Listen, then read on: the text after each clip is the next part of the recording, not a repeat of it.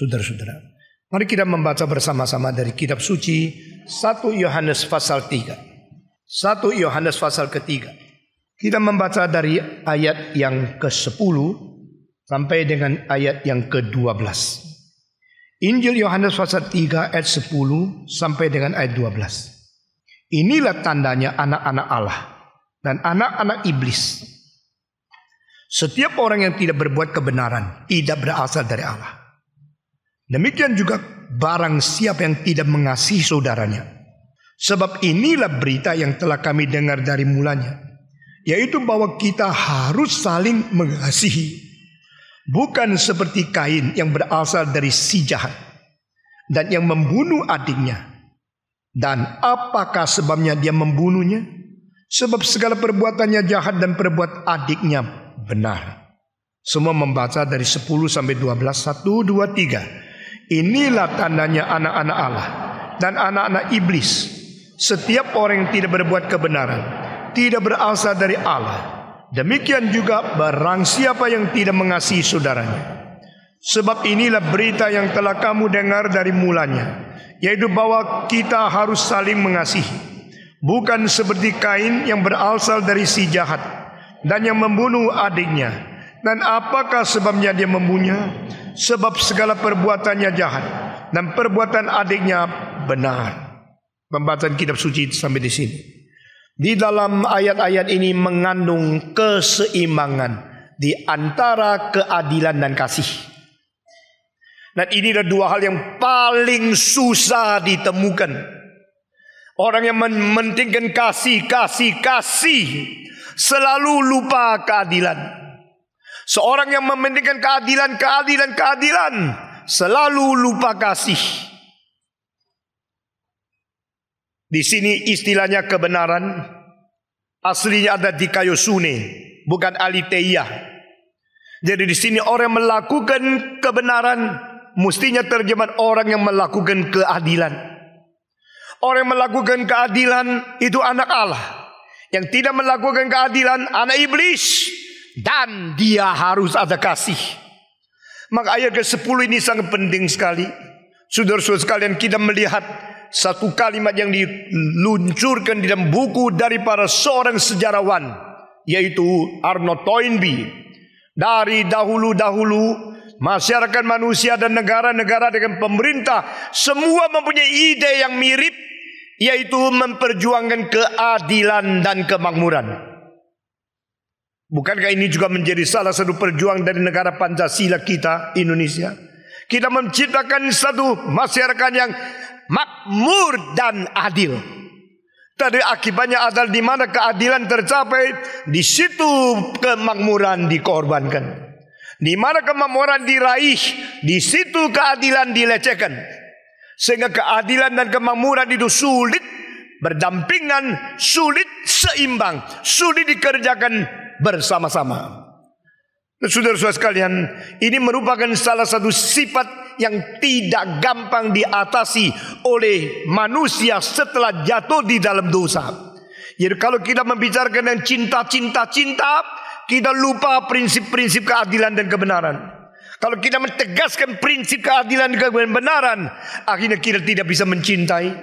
Saya baru sadar ini pada waktu saya umur 16. Pada waktu saya mau tegas untuk memerintahkan firman Tuhan di dalam khotbah-khotbah saya di sekolah-sekolah. Akhir saya rasa susah juga. Kalau tegas kurang cinta. Kalau menghukum mereka melecehkan cinta kasih. Tapi kalau cinta mereka tidak adil. Nah di situ saya mulai bergumul bagaimana menjadi seorang hamba Tuhan yang sekaligus menjaga prinsip-prinsip keadilan, sekaligus tidak kehilangan cinta kasih.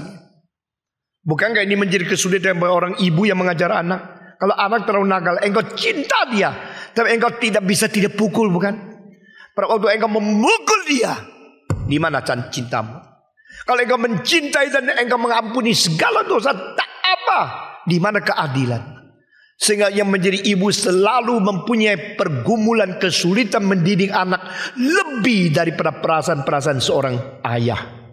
Karena ayah banyak waktunya kerja, sedikit waktunya ada di rumah. Tetapi yang harus menerapkan setiap saat Bagaimana memperlakukan anak dengan menjodohkan kedua prinsip ini, keadilan dan cinta kasih, itu susah sekali.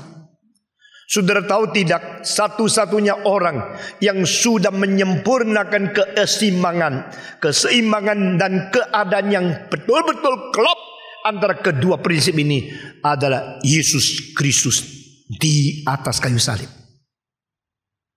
The only successful paradoxical life in the world, the only successful paradoxical practical people in the history adalah Yesus Kristus.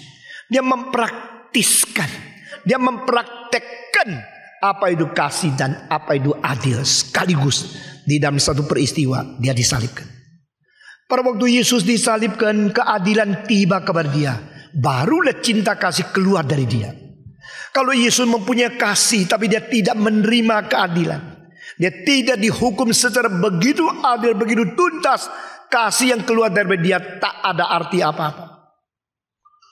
Saudara-saudara sekalian, seorang yang mengkorbankan diri, menerima kekerasan, menyiksa diri, menderita sendiri, akhirnya mempunyai cinta kasih untuk orang lain, itu orang agung. Seorang yang mengkorbankan keadilan orang lain demi sendiri menerima cinta, itu orang remeh. Pada waktu saya mengajar filsafat Asia, saya mentegaskan satu pelajaran, who is gentleman and who is the little man. Siapakah orang yang agung, orang gentleman, dan siapa orang kerdil? Orang yang agung mementingkan akan keadilan.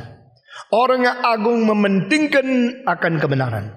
Orang kecil mementingkan profit. Demi profit mengkorbankan keadilan. Demi profit tidak membicarakan kebenaran. Hanya mencari untungnya sendiri. Orang itu orang kecil. Saya akan ulang-ulang ini berapa kali. Setelah itu ada hamba Tuhan yang ikut, ada juga majelis yang ikut, ada orang awam yang ikut, banyak yang ikut kelas, kira-kira 300 orang. Lalu saya memberikan sesuatu angket, nilai sendiri, kamu orang besar atau orang kecil. Setelah mempelajari apa itu orang agung, orang kecil, orang agung, orang kecil, itu ajaran Kongfucu, bukan ajaran Alkitab. Alkitab jauh lebih tinggi dari itu. Itu hanya filsafat yang hasilkan orang yang pintar di dunia ini, Kongfucu. Akhirnya sebagian orang jujur, saya baru sadar saya orang kecil. Termasuk banyak yang bersiap menjadi hamba Tuhan.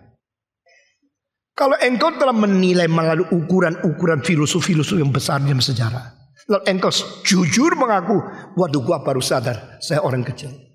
Lalu engkau mestinya bertobat, mulai menjadi orang Kristen hari pertama. Bukan mulai berpikir saya menjadi pendeta yang besar. Karena engkau jadi Kristen pun tidak layak. Bagaimana engkau menjadi hamba Tuhan?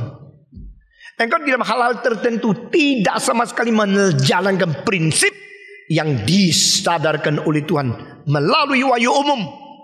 Orang biasa pun mempunyai pengertian lebih daripada kamu yang namanya diri Kristen. Di luar gereja ada orang yang suami istri setia sampai mati. Mengapa di dalam gereja ada penyelewengan? Karena orang kecil masuk gereja, orang agung belum kenal Tuhan. Apakah orang agung tidak berdosa? Berdosa. Orang berdosa yang agak agung. Tidak orang berdosa yang agak tidak agung. Lalu kalau orang yang tidak agung, sudah tidak agung, lalu mengenal Tuhan, memperalat Tuhan untuk terus hidup di dalam kekerdilan itu, dia dosanya double. Yohanes mengatakan dari sini kita membedakan siapa anak-anak Allah, siapa anak-anak setan. Ini surat bukan dituliskan kepada orang kafir, dituliskan kepada orang yang ada di dalam gereja, kepada anak-anak Tuhan. Saya berkata kepadamu, jika engkau berdosa, ada satu yang menjadi pengantara. Ini pasal 2 ayat 2. Jadi surat 1 Ibrani bukan ditulis kepada orang yang tidak kenal Tuhan, ditulis kepada orang yang kenal Tuhan. Dan di sini kita melihat kekerasan yang begitu besar yang ditulis. Barang siapa tidak melakukan kebenaran, dia itu adalah anak-anak iblis. Tetapi ini surat juga ditulis kepada pendengar yang sama dengan kalimat, barang siapa yang berbuat dosa, jangan lupa di tengah-tengah kita dan Tuhan Allah ada seorang pengantara, yaitu Yesus Kristus yang pernah menjadi manusia. Jadi maunya apa Yohanes? Yohanes tahu kalau di dalam gereja ada orang yang sudah diselamatkan, tapi kadang-kadang jatuh di dalam dosa. Kalau kadang-kadang jatuh di dalam dosa, kepleset, itu adalah exception. Itu adalah satu terkecuali. Itu bukan satu keadaan rutinitas. Kalau engkau hidup terus menerus, hidup terus menerus di dalam dosa secara sengaja dan tidak mau bertobat, engkau anak iblis. Kalau engkau secara ketidaksadaran meleset pada saat tertentu engkau berdosa, Yohanes penuh dengan cinta kasih. Ada pengantara di tengah-tengah kita dan Tuhan yang doa syafaat bagi kita. Dengan begini kita membedakan siapa orang Kristen yang sejati dan orang Kristen yang main-main. Orang yang namanya Kristen masuk ke dalam gereja, memperalat nama Tuhan untuk mendapatkan keuntungan, mencari profit, mendapatkan segala sesuatu tanpa bayar harga. Itu adalah orang yang mempermalukan nama Tuhan. Tapi orang yang sudah betul-betul mengenal Kristus mati bagiku, saya harus hidup suci, memaparkan sifat ilahi yang begitu agung, yang sekarang memberikan hidup kepadaku. Akhirnya dia peleset, dia jatuh, dia tidak bisa menang di dalam pencobaan. Orang itu harus diampuni. Nah, ini kasih adil kasih diseimbangkan. Saudara-saudara, pagi ini saya merenungkan ayat ini sekali lagi. Saya melihat, oh, yang mau dikatakan ini adalah keseimbangan. Maka siapakah anak iblis? Yang tidak melakukan kebenaran. Siapa anak Allah? Anak Allah yang melakukan kebenaran.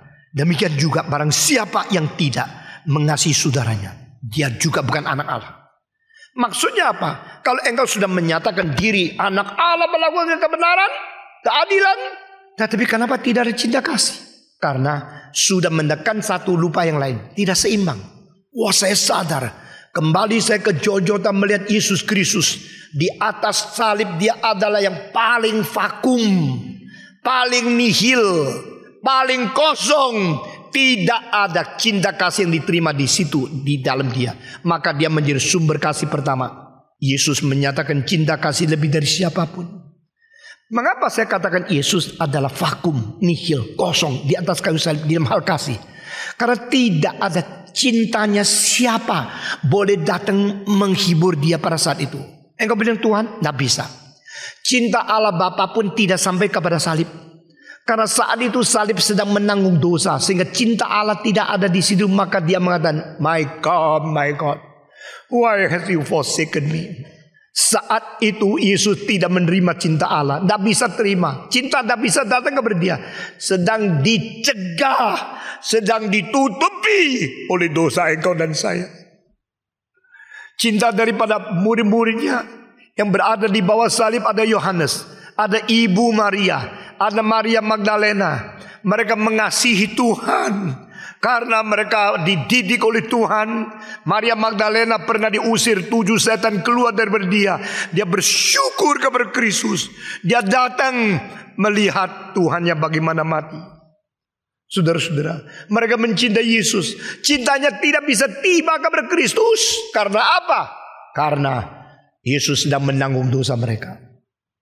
Kalau menurut Dan Brown, Maria Magdalena itu adalah nyonya Yesus. Mungkinkah Yesus di atas kayu salib satu kalimat pun tidak bicara sama dia? Gila. Yesus bicara sama Yohanes. Lihatlah ibumu. Yesus bilang sama Ibu Maria, lihatlah anakmu. Seorang mati dan meninggalkan ibu janda untuk hidup terus menerus. Dia tidak tega. Maka dia menyerahkan Ibu Maria kepada Yohanes untuk memelihara dia. Dia memberikan tugas kepada muridnya Maria untuk menjaga ibu jandanya dia. Dan akhirnya mengatakan mulai hari itu, maka Yohanes membawa Ibu Maria ke rumahnya sampai Maria meninggal dunia. Yesus sebelum dia meninggal dunia, dia melaksanakan, dia mengenapi, dia melunaskan tugas sebagai anak manusia. Kenapa dia tidak bicara sama Maria Magdalena? Ini hanya seorang murid biasa yang pernah dia usir setan dari dia. Dan pada waktu Magdalena pagi-pagi 3 orang datang ke kuburan. Akhirnya dua itu kelihatan seperti sudah selesai pergi. Dia tinggal di situ. Muncul Yesus dan berkata kepada dia. Waktu dia lihat Rabboni, yaitu Rabi. Dalam istilah yang lain, guruku. Maria tidak panggil dia suamiku. Dan waktu dia mau pegang Yesus, jangan sentuh saya. Istilah sentuh itu, jangan engkau memegang saya. Karena aku belum bertemu dengan Bapa pun di surga. Yesus tidak mempunyai kelebihan sedikit pun kepada murid yang namanya ini. Beritahu kepada rasul-rasul bahwa aku sudah bangkit. Berita pertama keselamatan melalui kebangkitan Kristus diberikan khususnya kepada seorang perempuan ini. Kalau di dalam Da Vinci Code mengatakan agama Kristus melecehkan perempuan dan sebagainya. Saudara-saudara, khususnya Petrus akan membunuh Magdalena karena dia benci perempuan yang menjadi pemimpin. Salah semua. Karena Petruslah yang membangkitkan orang dari kematian. Namanya siapa? Dorcas. Laki perempuan? Perempuan. Paulus yang membangkitkan Ertikus. Laki perempuan? Laki. Dan Brown kalau pernah ikut kebaktian di sini 15 tahun. Tidak berani dia tulis buku itu. Kalau dia pernah belajar kitab suci baik-baik dan sejarah baik. Dia tidak berani tulis buku itu. Ya itu ruginya, tidak dapat uang banyak seperti itu. Saudara, kuburan dia pasti besar, petinya tebal. Apa gunanya? Kita kembali ke sini. Sehingga di sini dikatakan melakukan keadilan dan juga satu yang lain, dia mengasihi saudara. Mengasihi saudara, melakukan kebenaran. Dua ini diklop menjadi satu harmonis. Itu namanya rohani. Orang rohani adalah orang yang bukan hanya menjalankan keadilan. Ini salah, semua salah. Seperti engkau penghakim. Siapa engkau? Kapan Tuhan memberikan hak kepada engkau untuk menjadi hakim terakhir dalam seluruh dunia? The last judgment, the power to judge is only in the hand of our God. Never share with others. Saudara-saudara. Dan kalau engkau hanya melakukan keadilan, menuntut, coba tanya, engkau menuntut orang lain, kalau salah engkau maki-maki. Di dalam keadaan benar sendiri, engkau juga mempunyai kesalahan yang sama, engkau maki dirimu sendiri. Enak ya? Engkau satu jari menunjuk yang lain, 3 jari menunjuk diri sendiri. Di dalam memaki, mengkritik, menghakimi orang lain, kita terlalu pintar, terlalu mahir. Tapi tidak mengenal diri, mengkoreksi diri, terlalu tidak berani, terlalu bodoh. Ini namanya tidak adil. Saya menemukan satu dalil. Banyak orang waktu menuding Allah tidak adil, dia sedang memakai sikap yang paling tidak adil untuk menuding Allah yang akan mengadili dia. Karena apa? Karena waktu dia mengatakan Allah tidak adil, selalu dikatakan daripada ambisi dia yang tidak tercapai. Selalu ditudingkan kepada Tuhan pada waktu Allah tidak mendengar doa dia. Lalu dia membandingkan orang lain, doanya didengar.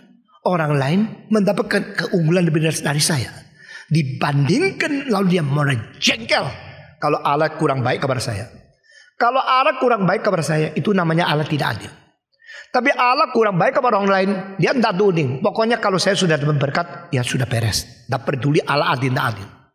Selalu keadilan Allah dituntut oleh manusia dan dimaki-maki oleh manusia yang sendirinya tidak mencapai ambisi menurut kemauan nafsu dia sendiri. Seorang yang memperjuangkan oleh orang lain, memperjuangkan bagi orang lain, itu orang agung. Tetapi selalu keduk nama aku berjuang untuk orang lain. Belakangnya bukan berjuang untuk diri sendiri, tapi tidak mau. Saya bukan membela diri ya, saya bukan mau ngomong ini ya, saya bukan. Setiap orang kalau mengatakan saya bukan mau kritik ya, itu sedang mau kritik.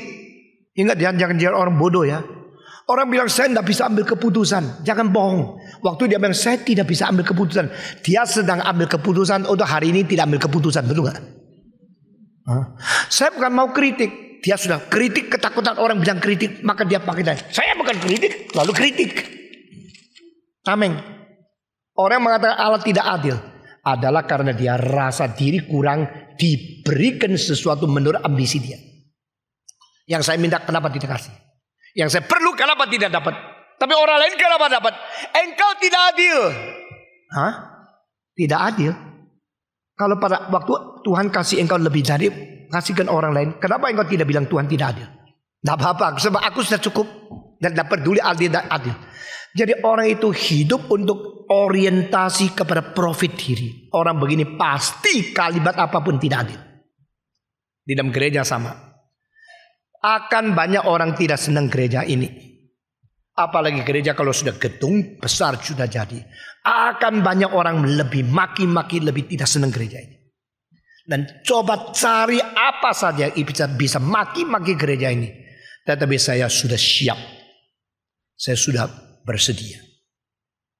Saudara-saudara. Ada hal-hal yang sebenarnya kecil. Dan sebenarnya bukan prinsip. Dan tidak ada salahnya. Ada orang pakai itu untuk mencela-cela, untuk memaki-maki. Karena apa? Dia rasa itu tidak adil. Adil itu bukan menurut ukuranmu untuk mengkritik orang lain. Adil itu adalah bagaimana engkau memperlakukan hal yang sama dengan prinsip yang universal kepada orang lain dan untuk orang dirimu sendiri. Seorang filosof dari Amerika namanya John Dewey. Dia mengatakan orang harus berkelakuan dengan motivasi memikirkan terlebih dahulu akibatnya jadi apa. Bagi saya ini bukan golden rule yang tinggi. Ini ada rule of ethics yang sangat rendah. Tetapi ini akan membantu orang memikirkan ulang apakah boleh saya lakukan. Saya mau melakukan ini. Boleh nggak ya? Kalau saya lakukan ini boleh. Prinsipnya apa? Kalau saya tidak mau lakukan, dalilnya apa? Jadi apakah standar yang saya pakai untuk mengambil keputusan saya boleh melakukan ini atau tidak? John Dewey mengatakan akibat. Kalau melakukan ini besok saya dipenjarakan. Oh jangan. Kalau melakukan ini menjadi contoh tak baik untuk anak saya. Jangan lakukan. Kalau melakukan ini nanti akan merugikan banyak segi. Saya jangan lakukan. Tapi di dalam memikirkan tentang akibat. Dia tidak tulis akibat untuk menyangkut untung rugi diri. Atau akibat untuk pengaruh kepada orang lain. Sehingga saya kira ini samar-samar. Very blur. Ambiguous. Ini bukan standar moral yang sangat tinggi. Tetapi standar moral daripada Kant jauh lebih tinggi.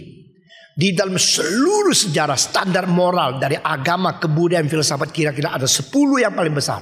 Ini semua yang saya katakan hari ini termasuk di dalamnya. Dan yang dari Dewey saya anggap itu agak low class. Dari Immanuel Kant lebih baik. Dia mengatakan saya kalau melakukan satu hal, saya harus pikir saya boleh lakukan. Lalu kenapa saya boleh? Karena saya menginginkan semua orang sama rata seperti saya boleh melakukan. Kalau kau menganggap kriteriamu melakukan sesuatu boleh menjadi standar universal, seluruh dunia boleh sama-sama pakai, lakukan. Wah, saya kira ini hebat sekali. Karena dia sudah mengkaitkan pribadi dengan seluruh umat manusia. Jadi dia memikirkan tentang untung rugi bukan pribadi. Dia memikirkan boleh tidak bukan pribadi. Dia memikirkan standar bukan untuk pribadi, untuk standar seluruh dunia. Proteksionisme membuat lemah orang yang dikasih. Engkau Kristen salah pun diampuni, orang lain tak salah pun dibunuh. Itu proteksionisme. Engkau menjadi hamba Tuhan boleh sembarangan, makan bayar tidak apa-apa. Kalau begini institut menjadi sarang maling yang makan tidak usah bayar. Tidak bisa. Kita kan kurang perlu diperhatikan. Itu mengenai kasih.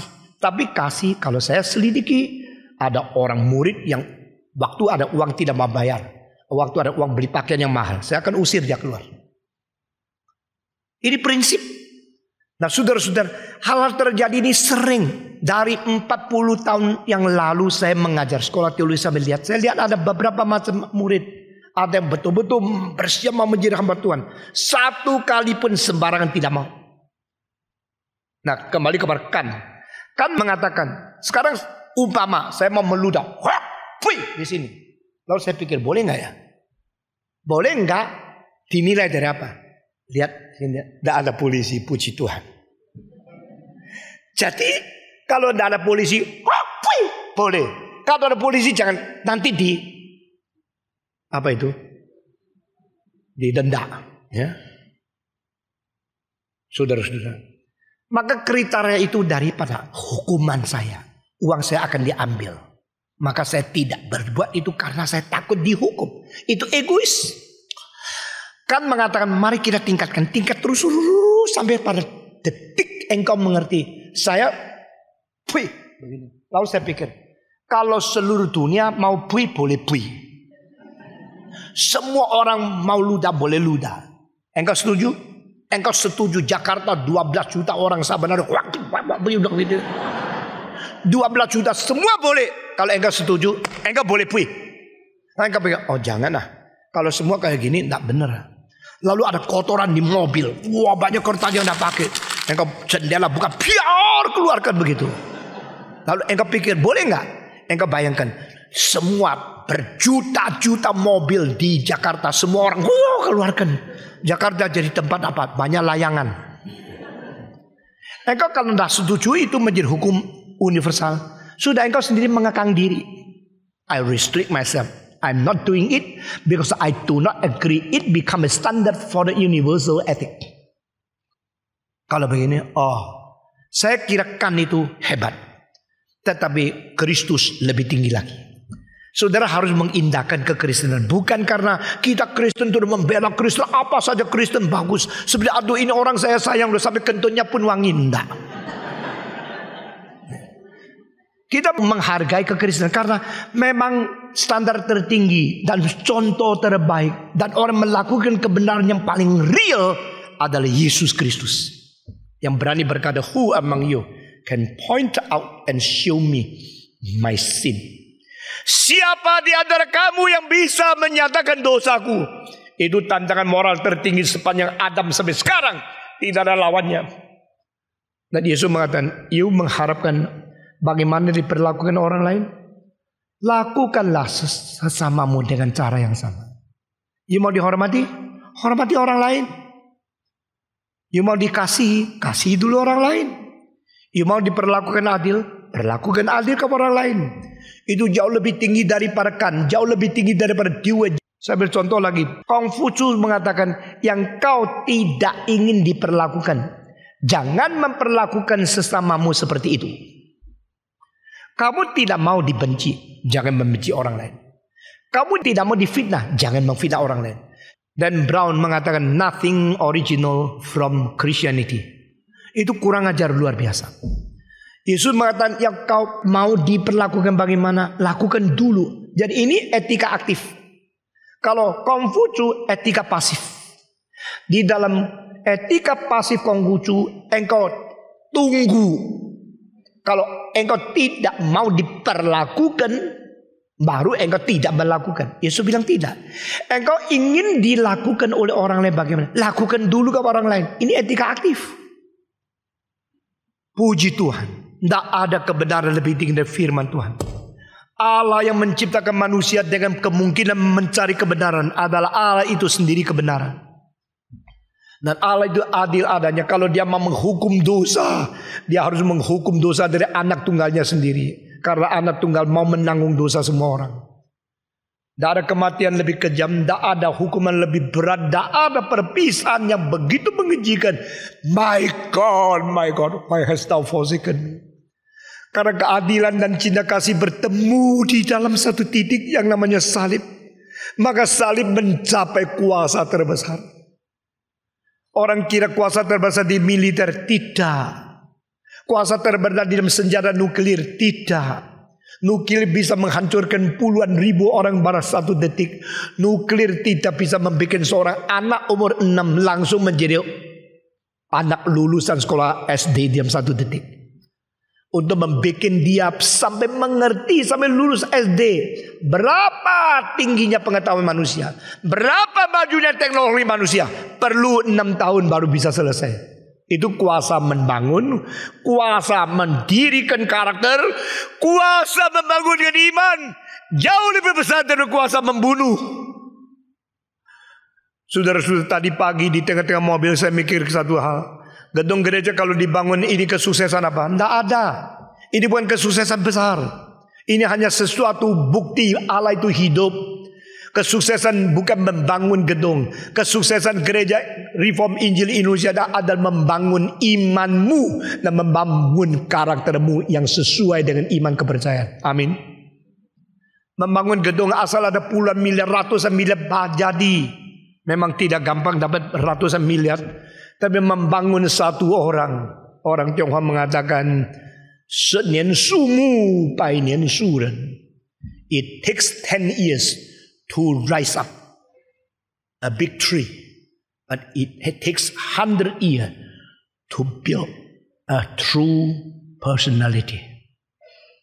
Membangun pohon tunggu 10 tahun sudah besar. Membangun karakter yang agung dari satu manusia perlu pendidikan 100 tahun. Saudara-saudara, selama Yesus datang ke dunia sampai sekarang 2000 tahun, pernahkah ada pendidikan manusia bisa mendidik seorang karakter lebih agung dari Kristus? Tak pernah.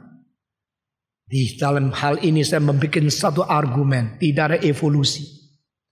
Kalau evolusi itu benar, kenapa 2000 tahun ini tidak pernah ada orang bisa lebih melampaui karakter dari Yesus Kristus?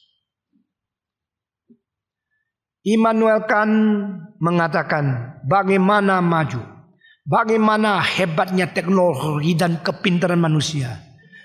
Orang Nazaret itu dia tidak mau sebut Yesus Kristus.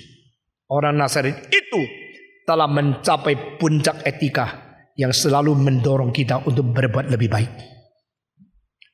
Seorang lain namanya Hegel mengatakan, meskipun manusia terus maju, belum pernah melampaui yang pernah tercantum di dalam keempat Injil, yaitu anak Allah yang begitu suci ada. Bukankah masyarakat mau maju, teknologi maju, ilmu maju, pendidikan maju, tapi seolah-olah ada satu ganjilan di dalam sejarah yang membuat kita tidak mungkin lebih maju lagi. Karena itu sudah puncak. Siapa itu? Kristus.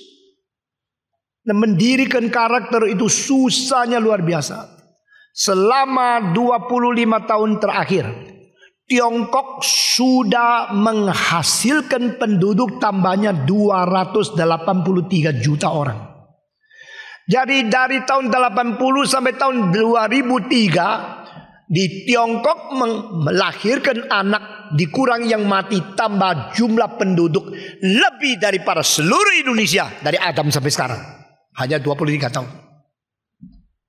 Tahun 80 permulaan diberikan satu data sensus population penduduk pertama kali semenjak Mao Zedong hentikan tidak boleh hitung berapa banyak.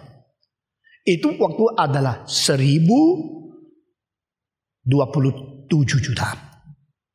Tetapi 25 tahun kemudian, 23 tahun kemudian, sensus yang baru sudah hampir sampai 1281 juta. Di dalam 20 lebih tahun penduduk Tiongkok tambah jumlah lebih besar daripada hampir seluruh penduduk Amerika di dalam 20 tahun saja. Seluruh dunia gemetar. Kalau ini bangsa orang makin banyak. Tapi jangan heran sekarang India sudah melebihi 1 miliar. Di dalam 30 tahun kemudian penduduk India akan melonjak lebih daripada Tiongkok. Karena Tiongkok sudah lama melakukan satu restriction, limit satu orang keluarga hanya boleh 1 anak. Di India tidak ada. Maka mereka lebih banyak lagi. Tetapi saudara-saudara, bangun manusia, melahirkan manusia banyak bisa. Bangun gedung bisa. Bangun karakter tidak korupsi, karakter yang suci, karakter yang agung susah. Beberapa tahun yang lalu ada satu laporan negara yang paling korupsi. Waktu itu, sekarang sudah lain. 2 yang paling korupsi, 1 Tiongkok, 1 Indonesia. Saya waktu baca cilaka, darah Tionghoa tinggal di Indonesia. Jadi juara 1, juara 2 semua saya kebagian. Saya kalau pergi ke khotbah, waktu saya khotbah di sini, dari mana? Dari Indonesia. Yang kaca balau itu ya. Yang banyak demonstrasi itu ya. Yang banyak korupsi itu ya. Gua dipermalukan luar biasa. Mestinya pemerintah Indonesia kasih saya lencana banyak. Karena saya bikin nama Indonesia dikoreksi di luar negeri banyak. Ternyata Indonesia ada orang begini. Saudara-saudara sekalian. Waktu saya dengar korupsi. Negara yang paling korupsi Tiongkok, Indonesia. Saya malu sekali. Lalu saya pikir, bukankah di Indonesia pembangunan zaman Soeharto mencapai 394 pencakar langit yang belum pernah satu pun dibangun yang terlalu tinggi sebelum dia, yaitu zaman Soekarno. Salah satu yang tertinggi 29 susun yaitu Nusantara Building. Itu berhenti lebih 15-20 tahun menjadi besi karat yang tidak diteruskan karena ekonomi itu rusak. Tetapi kalau Jakarta mempunyai bangunan 400, bangunan yang tinggi sekarang sudah mungkin 600. Itu apa megahnya? Karena Shanghai di dalam 10 tahun bangun 3.100 lebih pencakar langit. Di dalam 10 tahun. Sehingga keren, yaitu alat untuk bangunan yang tinggi. Itu pada saat di dalam 4 tahun seluruh dunia kerennya 26% ada di Pudong, ada di satu corner di Shanghai. Gampang? Gampang. Membangun gampang. Tapi selama 10 tahun, 20 tahun ini Tiongkok telah membangun karakter yang suci, yang agung, yang jujur, yang sungguh-sungguh integritas. Berapa banyak? 0.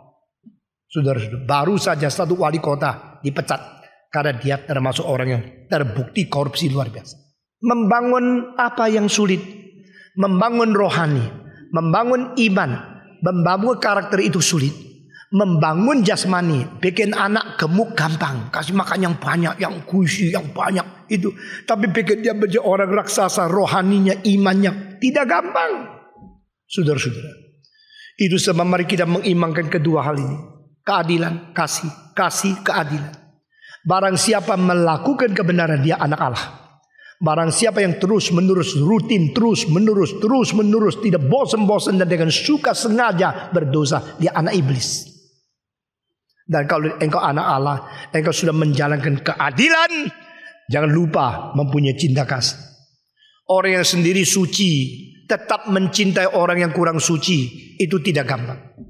Orang yang sendiri melakukan keadilan, tapi dia tetap menyatakan cinta kepada orang yang kurang adil, itu tidak gampang. Sehingga dirimu beres, tetapi bagaimana membantu orang yang tidak beres. Dirimu suci, tapi tetap tidak menghina orang yang tidak suci. Dirimu adil, tetapi tetap bisa menolong orang yang kurang adil supaya dia juga bisa adil. Itu tidak gampang. Tapi ini menjadi tugas kita, harus seimbangkan kedua hal. Righteousness, loving kindness, righteousness. Kita sudah bicara mengenai keseimbangan di dalam kedua hal ini. Lalu di sini katakan, sebab inilah berita yang telah kamu dengar dari mulanya, itu bahwa kita harus saling mengasihi. Saling mengasihi gampang tidak? Tidak gampang. Kalau hanya dikasihi itu lebih gampang. Semua orang tua, lu kasih gua dong, lu cinta sama saya dong, lu baik sama saya perlu. Engkau rasa engkau perlu, engkau rasa orang lain tidak perlu. Semua perempuan maunya suaminya mengerti dia. Tetapi harusnya jangan lupa suami juga mau engkau mengerti dia suami. Suami lain dengan istri, istri lain dengan suami. Istri beda dengan laki, laki beda dengan perempuan. Tetapi kalau kita mengetahui perbedaan, bukan memegang karena beda, maka you mesti mengerti saya karena saya perempuan. Karena beda, you mesti mengerti dia juga karena dia laki, dia lain sama kamu. Tetapi di dalam you mengerti saya mengerti you kasih saya mengasihi engkau. Itu harus ada satu mutual respect, mutual understanding, mutual love. Itu sebab mari kita belajar di dalam keadilan sudah kita pegang teguh, kita mengimbangi dengan cinta kasih mutual. Kita sudah dengar dari permulaan. Ini kalimat dari mana? Dari Yohanes pasal 13 ayat 34 dan 35. Yesus berkata pada malam terakhir, Aku memberikan satu perintah yang baru kepadamu. Saya dulu tidak mengerti mengapa perintah yang baru. Mengasihi itu kan perintah yang lama. Kenapa mengasihi perintah yang baru? Akhirnya saya selidiki terus lagi memikirkan betul-betul itu perintah baru. Sebelumnya itu adalah perintah lama. Kasihilah sesamamu seperti dirimu sendiri. Love your neighbors, love others just like you love yourself. To love yourself is the foundation of loving others. Orang yang mengasihi diri mempunyai fondasi untuk mengasihi orang lain. Tapi saling mengasihi ini menjadi suatu mutual relationship, inilah yang disebut perintah yang baru. Saling mengasihi. Berarti bukan engkau sendiri sepihak yang mengasihi, tetapi engkau menuntut supaya orang lain mengasihi engkau dan engkau mengasihi dia. Itu ada satu keseimbangan di dalam sama-sama sebagai murid. Supaya orang lain melihat kalau engkau itu muridku. Kalau engkau mengasihi satu dengan lain, maka orang-orang akan mengetahui bahwa engkau adalah murid-muridku. Berarti tanda sejati siapa Kristen. Siapa orang yang tidak berbuat dosa, dia anak Allah. Dan siapa mempunyai bukti supaya orang luar mengerti kita orang Kristen sejati, kalau dia melaksanakan cinta kasih. Gampang tidak? Tidak gampang.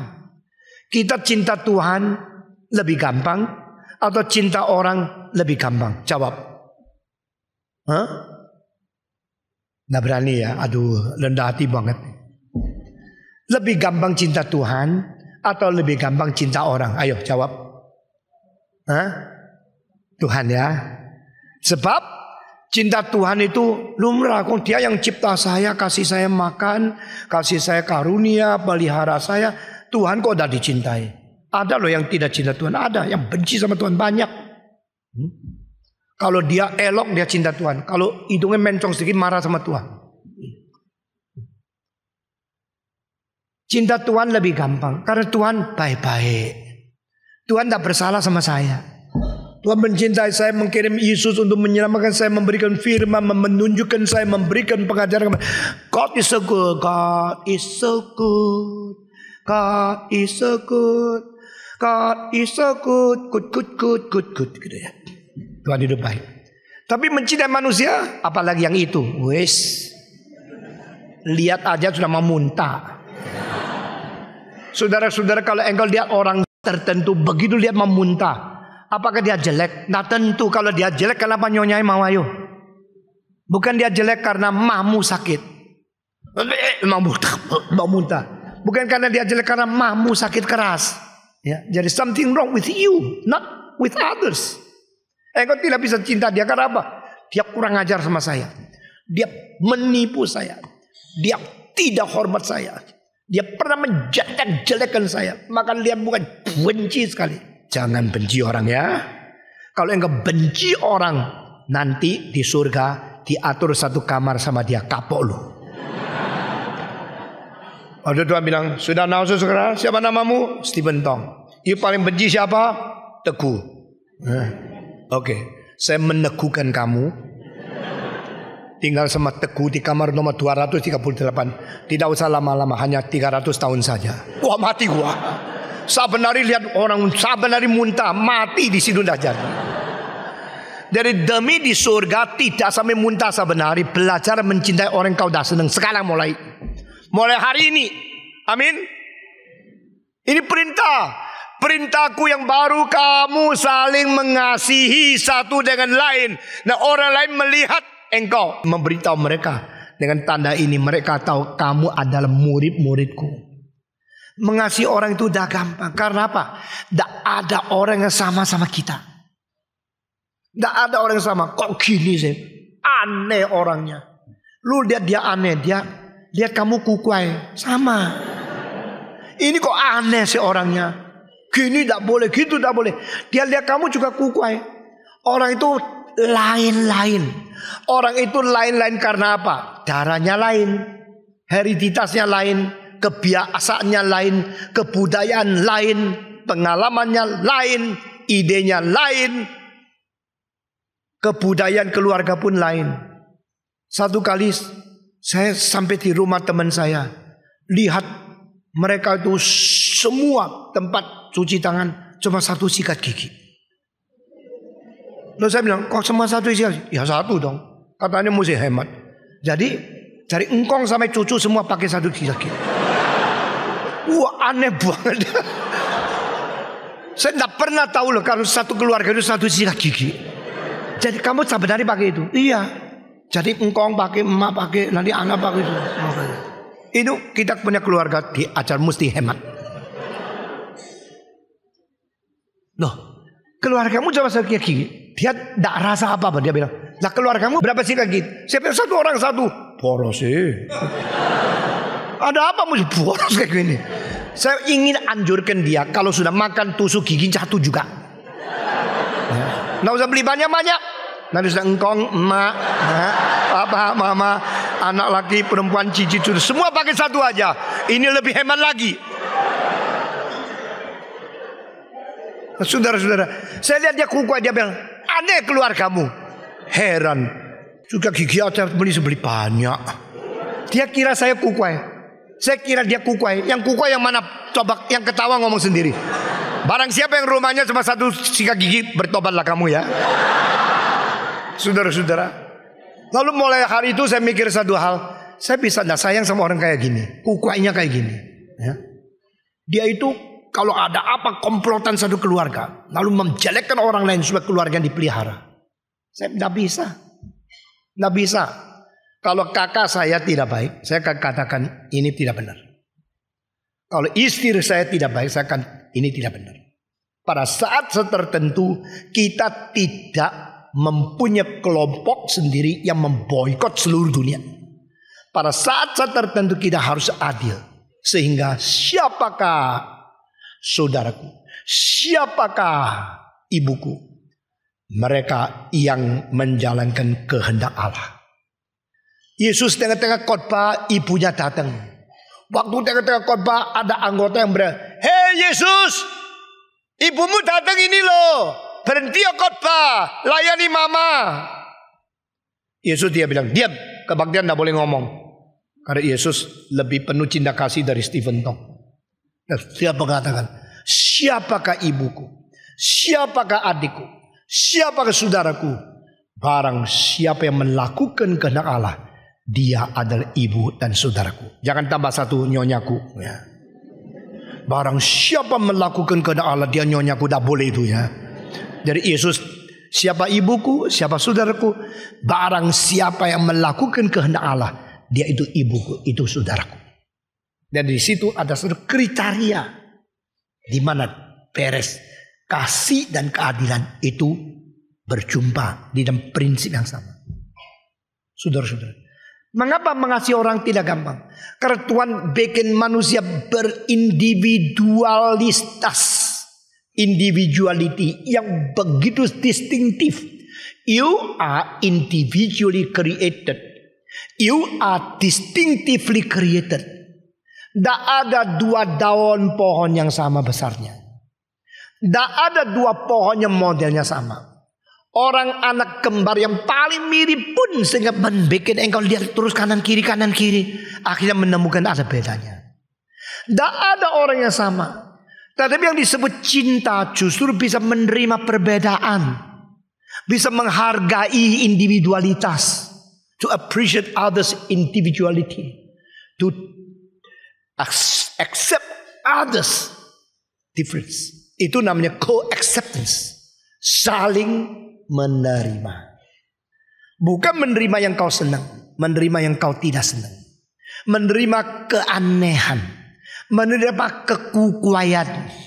Kok kukuai ya? Kok aneh ya? Ya justru karena aneh, karena itulah kesempatan engkau mengasihi dia. Kalau engkau mengasihi yang paling enak, yang paling baik, engkau bukan orang agung.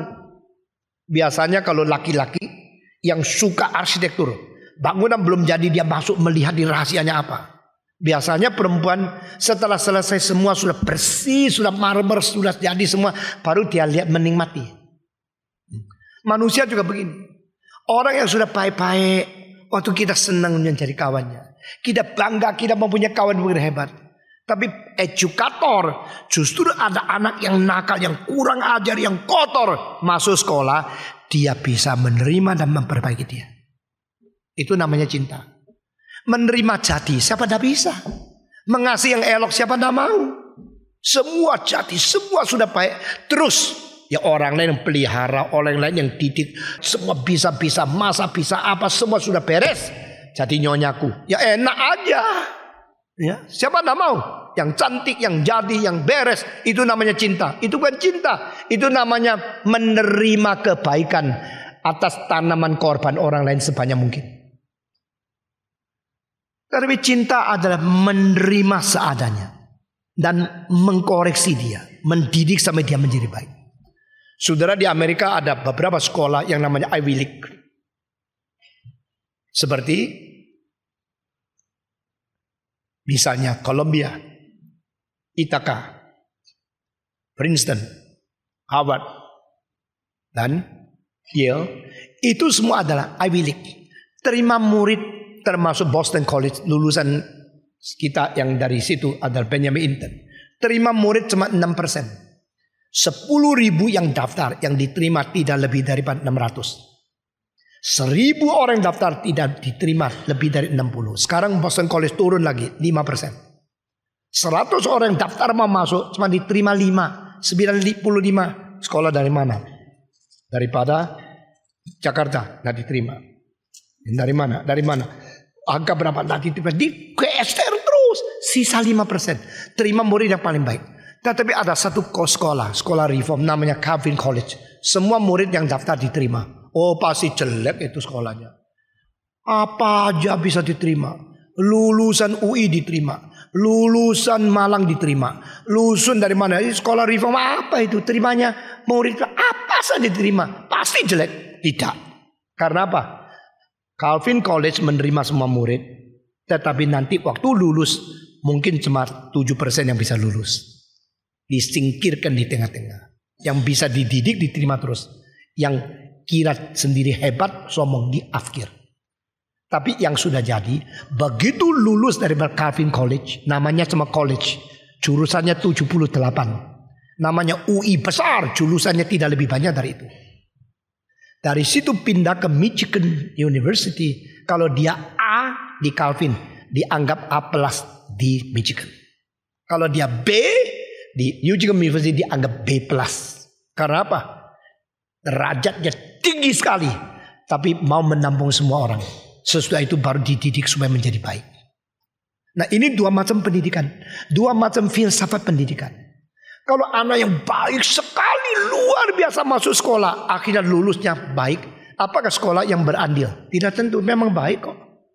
Tapi kalau masuknya biasa, akhirnya pintarnya menjadi baik luar biasa, baru sekolah itu sekolah hebat. Saudara-saudara, gereja adalah tempat menampung semua orang. Tetapi setelah besok engkau selesai dididik di satu gereja, engkau sudah meninggal dunia, engkau seharusnya mendapatkan apa didikan dari gereja itu menjadi satu tuntutan dari Tuhan Allah. What are you taught? What are you educated? What kind of personality are you shaped in that church? Saya berkata kepada orang yang mau dibaptiskan, jikalau satu gereja tidak mempertumbuhkan imanmu, tidak mengajar kebenaran, tidak ketat menghadapi kamu, engkau silakan pindah gereja. Karena saya buang waktu di gereja ini tidak bertumbuh, tidak diajarkan kebenaran, tidak perubahan hidup. Dan kalau engkau sendiri memang masuk ke dalam gereja tidak mau dididik, tidak mau maju, maunya kritik, keluar saja. GRI tidak membutuhkan banyak anggota. Tapi kita sangat merindukan ada orang yang mau dibentuk. Kita tidak perlu orang yang pikir dirinya hebat masuk sini membantu gereja ini. Saya datang untuk memberi kontribusi karena saya ada uang, saya ada pengalaman. Get out! Kalau engkau tidak mau dididik oleh kebenaran, tidak mau bertobat, tidak mau hidup suci, tidak mau dibentuk karakternya, ada apa kamu di sini? Ini bukan gereja minta tolong orang kaya, orang hebat. Ini gereja yang menjalankan kehendak Tuhan. Saudara-saudara, mengasihi orang. Siapa? Bukan atas pilihanku, tetapi yang dicipta oleh Tuhan. Mengasihi orang. Kenapa? Karena dia elok, karena dia pintar, dia sempurna. Tidak. Karena dia adalah manusia yang perlu dididik, perlu dikasihi. Mengasihi orang. Syaratnya apa? Dia mencukupi syaratku. Sesuai dengan permintaanku saya mengasihi. Tidak. Karena dia ditebus oleh Tuhan. Saya tidak berhak tidak mencintai dia. Ada kelemahan? Ada. Ada kekurangan? Ada. Tapi justru kekurangan, kelemahan, kedegilan, kefasikan, keadaan, kenajisan itu menjadi satu kesempatan kita melangsungkan kasih dan keadilan. Dia mendidik, membentuk dan merubah dia sampai dia jadi. Itu namanya cinta kasih. Mengapa sulit cinta kasih? Karena terlalu gampang kita melihat kelemahan orang lain. Mengapa sulit cinta kasih? Karena setiap individu aneh dan lain. Jangan lupa waktu engkau melihat orang lain aneh, orang lain juga anggap engkau aneh. Maka di situ satu adjustment sehingga dua itu saling mengerti. Perlu waktu yang cukup lama. It takes time to co-accept. Takes time to co-understand. Takes time to co-influence. Tetapi selalu menuju kepada good influence, not bad influence. Engkau merubah saya boleh, saya merubah engkau boleh. Asal perubahan kita adalah menjadikan setiap orang makin baik, makin baik. Makin menuju kepada kebaikan. Itulah perubahan yang berdasarkan cinta. Demi cinta terus membiarkan, mengkompromi sama dosa, mentoleransi segala kejahatan. Karena aku cinta biar dia terus berbuat jahat. No! Kalau engkau mencintai anak, hajarlah dia. Mencintai seseorang, mengharapkan dia bertobat. Jangan karena cinta terus toleransi membiarkan dosa terus menerus. Tidak bisa. Cinta bertemu dengan keadilan. Keadilan bertemu dengan cinta. Itu perlu bijaksana. Itu mengakibatkan kuasa. Nah ini dalil. Wisdom makes loving kindness and righteousness meet together. And the meeting between love and righteousness will result power to influence character. Di dalam hal ini kita melihat satu-satunya tempat yang paling berbijak adalah salib. Satu-satunya tempat yang sukses mempertemuan kedua ini adalah kematian Kristus. Satu-satunya titik yang terus-menerus mengeluarkan kuasa merubah hidup adalah kematian dan kebangkitan Kristus. Dan semua rahasia paling besar di dalam pendidikan berada di Golgota. Semua keindahan karakter yang paling sukses ada di Golgota. Semua korban yang paling keji ada di Golgota. Semua kesuksesan daripada teori pendidikan yang paling unggul ada di Golgota. That is Christ. That is our Lord. That is Jesus. That is the only Son of God, begotten from eternity, sacrificed in the history, and influence us forever and ever. Puji Tuhan. Inilah berita hari ini. Bagaimana seimbangkan kedua hal ini. Dan yang menjadi anak Allah melakukan keadilan. Dan dia tidak lupa. Dia harus melaksanakan cinta kasih. Karena ini adalah perintah yang kita terima dari semula. Lalu ayat 12 dikatakan. Bukan seperti Kain yang berasal dari si jahat. Dan yang membunuh adiknya. Dan apakah sebabnya membunuhnya? Sebab segala perbuatannya dia itu jahat. Dan perbuatan adiknya benar. Sekarang bagian 10-12 diakhiri dengan apa? Di dalam pelaksanaan berdasarkan perbandingan. Nah, perhatikan kalimat ini. Pelaksanaan berdasarkan perbandingan. Yang kau lakukan selalu dipengaruhi oleh semacam pertimbangan hatimu. Di Shanghai kira-kira tahun 40-an akhir terjadi dua anak perempuan selalu dia nomor satu atau dia nomor satu. Bersaing terus dari SMP sampai SMA sampai universitas. Satu kelas. Dan dua anak perempuan ini dua gadis yang pintar, paling pintar sekolah. Si A kalau dapat 96, si B 95, A juara pertama. Tahun depan disaingi si B 97, si A 96, dia yang menjadi saing. Dari SMP sampai SA sampai universitas terus dua itu juara satu, juara dua. Dan kedua gadis saling mengasihi, kelihatannya begitu tapi hatinya itu ketakutan ketinggalan. sampai pada universitas tingkat keempat. Setelah selesai ujian terakhir, tidak lama mendadak satu mati. Setelah mati, diteliti, diselidiki, sampai lama sekali ditemukan rahasia, dibunuh oleh saingannya. Karena ini terakhir. Ini kalau saya lulus universitas tahun terakhir menjadi kedua, seumur hidup saya kalah sama dia. Biar dulu kalah menang, ini kali mesti menang. Paling baik, lebih baik dia tidak ada, dikasih racun di makanannya, yang itu mati. Akhirnya ditemukan, sudah ditemukan buktinya begitu konkret. Dia mengaku, sudah mengaku dimasukkan penjara untuk lebih 10 tahun. Saudara-saudara, hancur seumur hidup, masa mudanya habis, pernikahan tidak bisa, sekolah keluar lagi tidak bisa. Yang satu mati dikubur, yang satu di dalam penjara. Karena apa? Hanya karena mempraktekkan sesuatu berdasarkan tidak adil dan tidak kasih. Ini perintah. Melaksanakan sesuatu berdasarkan perbandingan egois. Banding, compare. Saudara, kenapa jengkel pedagang yang lain? Karena konsep dia lebih besar dari kamu. Ya kan? Sesudah banding apa gitu, mulai benci kan?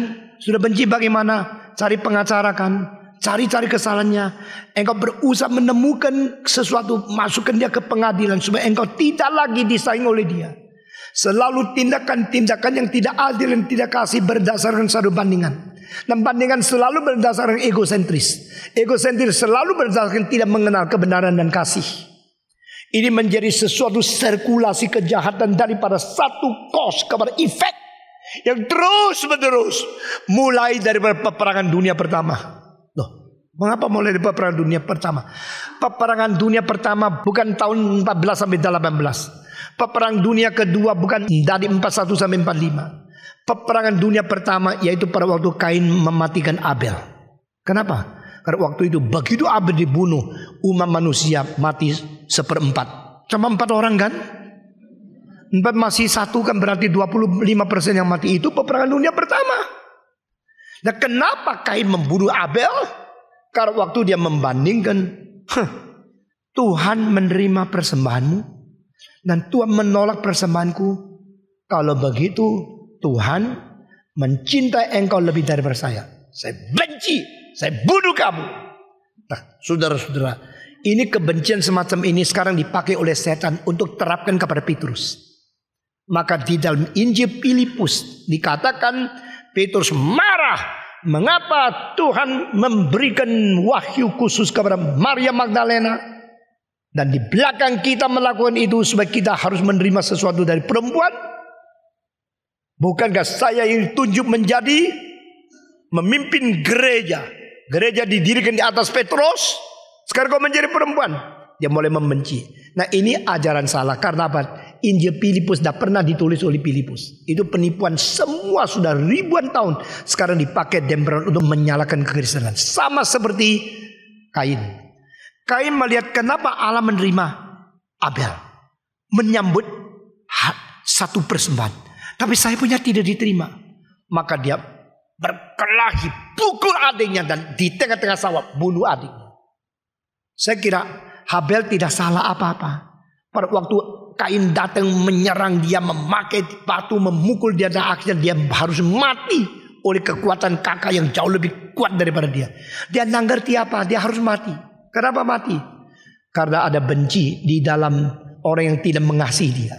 Kenapa ada benci? Karena ada iri yang mengakibatkan benci. Kenapa ada iri? Karena ada terimaan Tuhan Allah kepada adik yang lebih daripada menerima dia. Kenapa Tuhan tidak terima dia? Ini datang. Oh, orang reform mengatakan kedaulatan Allah, kedaulatan Allah. Allah mau terima siapa ya Allah terima siapa. Allah tidak mau terima siapa ya tidak terima. Itu kedaulatan Allah. Tetapi memang kedaulatan Allah harus kita junjung tinggi. Jangan lupa Alkitab mengatakan tentang satu sebab. Sebab kelakuan dia jelek. Dari mana tahu? Tidak tahu. Tapi Tuhan yang mewahyukan. Kain, jikalau engkau berbuat baik, masakan aku tidak terima engkau? Jikalau engkau berbuat baik, mengapa aku tidak menerima persembahanmu? Oh begitu. Kalau begitu Tuhan itu melihat kelakuan. Kelakuan baik diterima, kelakuan tidak baik tidak diterima. Tidak.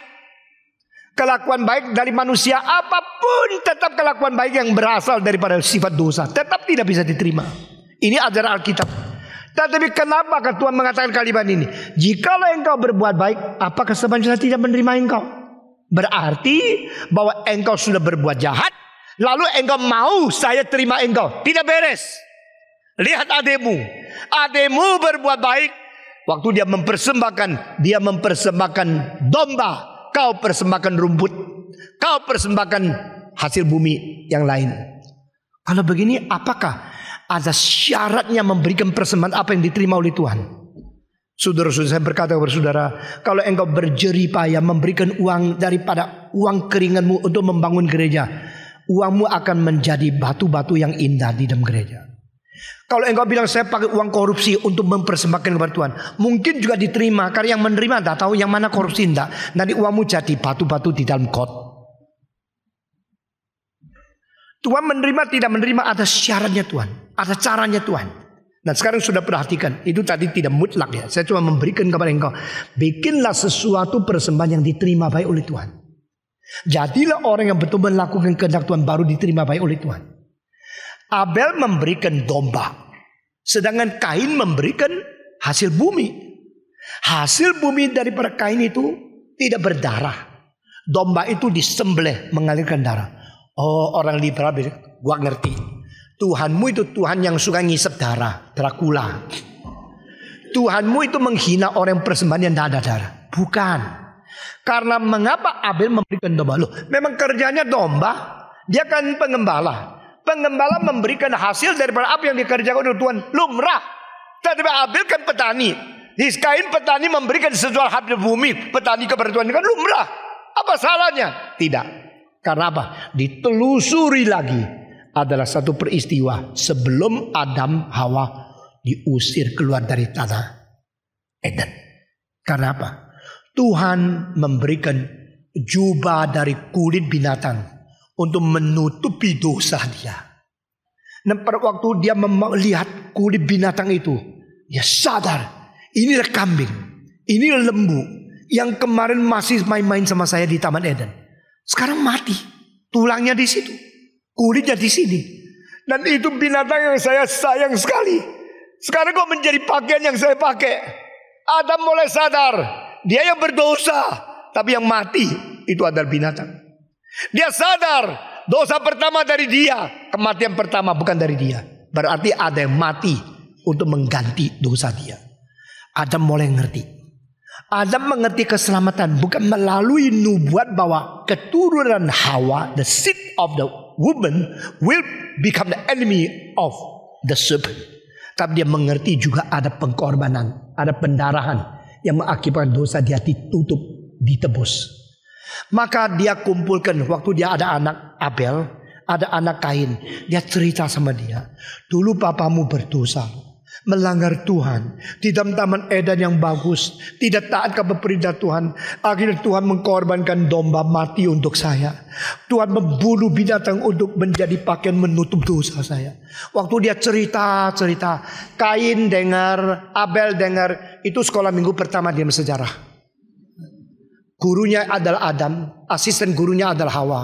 Adam mencerita, Hawa bilang, iya, betul, amin. Terus Kain dengar main kuku, lihat luar, nggak perhatikan. Abel dengar merungut, pasang matanya, oh begitu ya.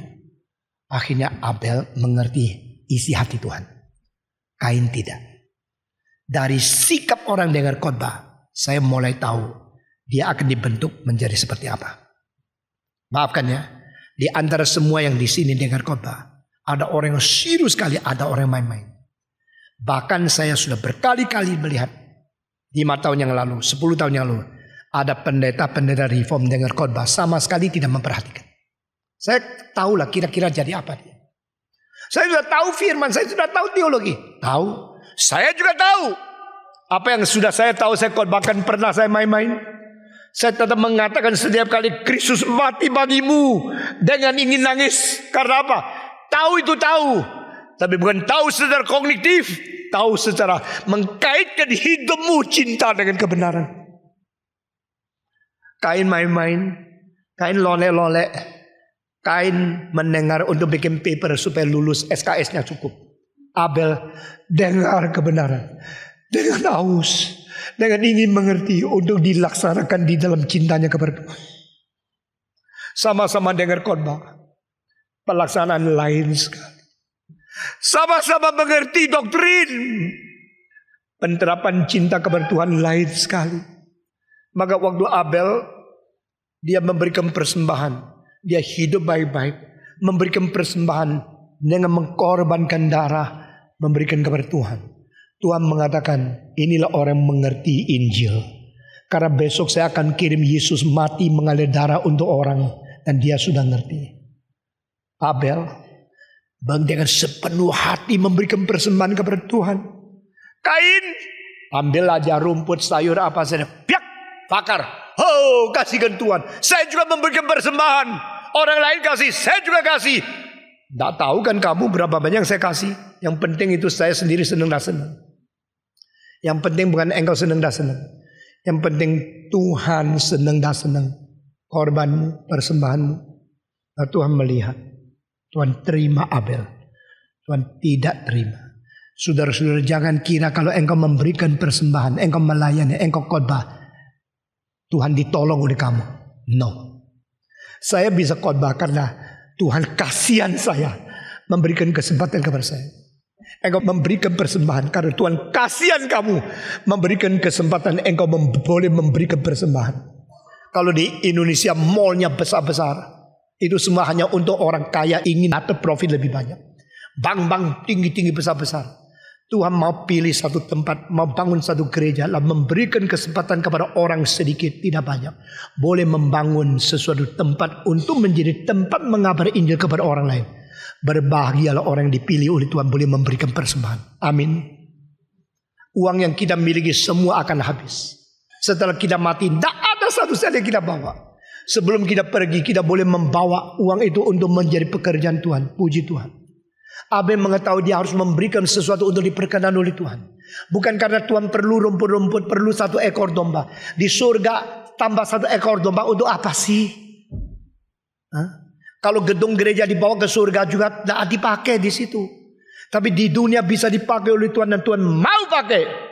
Jangan kira kau datang untuk contribute. No one come to contribute. No one come to help God.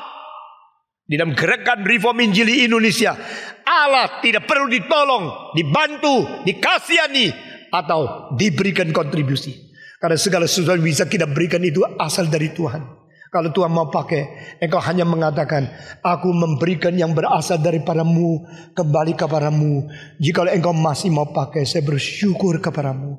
Dan saya akan memberikan yang terbaik. Kain tidak. Lalu, jawaban tidak ada di perjanjian lama, jawaban tidak ada di kejadian, sampai di dalam 1 Yohanes ini dan di dalam Yakobus dikatakan sebab perbuatan dia itu jahat adanya. Tetapi kalau perbuatanmu jahat, lalu engkau sambil berbuat jahat, sambil datang memberikan persembahan kepada aku dah terima. Jangan kira aku perlu uangmu. Kalau engkau kurang ajar sama istrimu, engkau kurang ajar sama anakmu, kurang ajar sama bapamu, lalu uang untuk memberikan kecukupan membiayai papa mamamu, engkau datang untuk memberi persembahan supaya papa lapar mati. Yuk kira saya senang? Tidak. Aku dia perlu uangmu. Yesus bilang jangan memberikan korban melalui uang yang seharusnya memelihara ibumu. Ini Alkitab. Engkau memberikan dengan prinsip Alkitab, memberikan dengan kesucian, memberikan berkenan dengan hati Tuhan, baru Tuhan terima. Dan itu kesempatan, itu hak yang diberikan kepada kita. Abel tidak tahu. Untuk membuktikan dia menjalankan kejahatan adalah Tuhan membiarkan dia. Dan akhirnya dia bunuh adiknya. Membuktikan dia memang dari dulu benci. Hatinya tidak beres. Saudara-saudara, kalau ada orang sampai sekarang sudah 10 tahun di sini belum diangkat jadi majelis, jangan benci yang lain ya. Tidak jadi majelis tidak apa-apa. Kalau engkau sudah lama di sini belum ada kesempatan menonjolkan diri, tidak usah benci ya. Tidak usah benci orang lain. Kalau itu berarti engkau memang mau datang sini, mau nonjolkan diri, bukan mau melayani Tuhan. Kalau engkau dipilih untuk diberikan diberikan kesempatan untuk dilatih, pembinaan untuk majelis, akhirnya tetap tidak pilih, tidak apa-apa. Yang penting adalah saya hidup baik-baik di hadapan Tuhan. Dan penting adalah Tuhan pakai saya, tidak pakai saya, tidak apa. Saya percaya ada banyak orang, kalau diberi kesempatan, tidak beri kesempatan, ada kesempatan, tidak kesempatan, ada nama, tidak, tetap melayani Tuhan dengan baik. Itu pelayanan yang diam-diam, tidak menonjol diri. Itu semua diingat oleh Tuhan. Ada seorang yang menjadi misioneri, akhirnya tidak disuruh khotbah, suruh tempel sepatu. 7 tahun di Afrika. Dia bilang, apa-apa, saya sekolah teologi, saya selesai. Kok saya suruh tempel sepatu? Sepatu apa? Sepatu peninggalan misioneri 30 tahun yang tua-tua, yang sudah mati, yang rusak-rusak. Suruh dia tempel semua. Ribuan sepatu dia tok karena dia bisa itu. Dia juga bisa khotbah. Buat juga bisa khotbah, juga bisa tempel sepatu. Kok suruh tempel sepatu? Kasih uang suruh orang lain, saya khotbah saja. Itu heran, ada seorang pemimpin mengatur dia menjadi tempel sepatu 7 tahun. Setelah 7 tahun semua sepatu yang ditempel lebih kuat dari sepatu baru. Bagus sekali. Dan dia setia, ini untuk Tuhan. Mendadak perintah datang. Dia jadikan direktur OMF seluruh dunia. Karena dia setia 7 tahun, tidak menonjolkan diri. Betul-betul kerjakan segala sesuatu untuk Tuhan. Mendadak orang menemukan orang ini yang paling cocok menjadi pemimpin seluruh dunia. Menjadi General Director OMF whole world. Dan saat dia menjadi direktur seluruh OMF seluruh dunia, berapa tahun jabatan dia, OMF berkembang luar biasa. Karena saat dia tidak diberi kesempatan, dia tetap setia. Saat tidak menonjol diri, tetap rela. Saat dia kerja apapun untuk Tuhan, Tuhan mau pakai orang seperti ini. Saudara-saudara, adil, kasih, setia, suci, persembahkan sesuatu, diperkenan oleh Tuhan. Mau saudara? Mari kita berdiri. Kita berdoa bersama-sama. Semua buka suara berdoa, supaya kita menjadi orang yang diperkenan Tuhan. Kita memberikan persembahan menurut prinsip Tuhan. Kita bersedia dididik menjadi karakter Kristiani yang menyatakan kemuliaan Tuhan. Semua buka suara berdoa. Mari kita berdoa. Bapa di dalam surga, berkati kami, nyatakan kuasa dan kemuliaan di tengah kami. Pakai kami, berkati kami, uji kami, bersihkan kami, latih kami, perkuatkan kami, dan jadikan kami orang yang sungguh-sungguh berkenan di hadapan Tuhan. Sungguh-sungguh mau dilatih, sungguh-sungguh mau dididik, sungguh-sungguh mau dibentuk menjadi karakter Kristiani yang baik melayani Tuhan. Dengar doa kami Tuhan. Kami berterima kasih, kami bersyukur. Kami serahkan semua ke dalam tangan Tuhan. Demi nama Yesus Kristus, penebus dan juru selamat kami yang hidup, kami sudah berdoa. Amin.